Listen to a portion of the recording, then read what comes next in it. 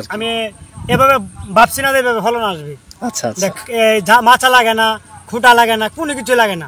এই সপ্তাহে অন্তর অন্তর একদিন বিষ, একদিন ছত্রনাশক দিলেই এনাফ। আনন্দ ভটভটি। আচ্ছা আচ্ছা, ক্ষেতের বয়স ৪৫ দিন। আচ্ছা। এই জমিন চাষ করার আগে এটা রমজানের শশা ছিল।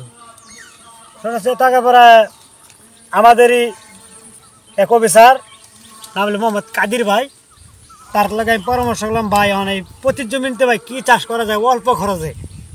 তখন উনি বললেন আমাকে, হাবিবুর ভাই আপনি কম খরচে যেটাকে লং শর্ট খাটো বটবটি চাষ করেন, ফলন অতিরিক্ত ৩৫ থেকে ৪০ দিনে ফলন আসে, কোনো খরচ নাই, মাছা নাই, কোনো খোঁড়া লাগে না, কোনো কিছু লাগে না।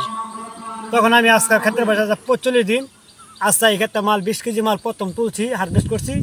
বাজারের দাম কম, ১০০ টাকা পাল্লা বিক্রি করেছি। এই একটা গাছের ভিতরে দেখেন, একটা গাছের ভিতরে প্রতি গাছে ৩টা ৪টাও আছে।